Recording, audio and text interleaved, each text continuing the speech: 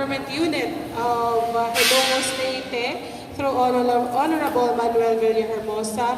Siyempre po, hindi magiging possible ang aming activity ngayong araw kung wala po yung support ng LGU. And hindi po namin ito magagawa kung wala sila.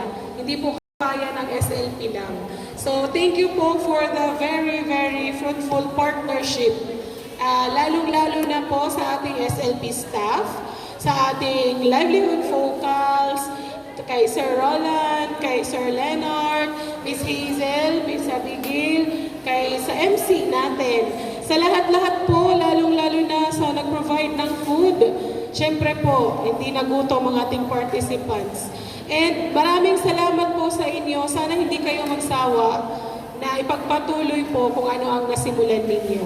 And sana kanina ma-inspire din ang 4 na associations doon sa mga 8 years, 7 years, 5 years. And hopefully po, yun po, yung ating in-envision namin ni Sir Roland and kanina ni Ma'am Badet na sana talaga po may maka-join sa inyo during sa aming mga regional, provincial, and national activities na makapag-showcase kayo ng inyong mga products.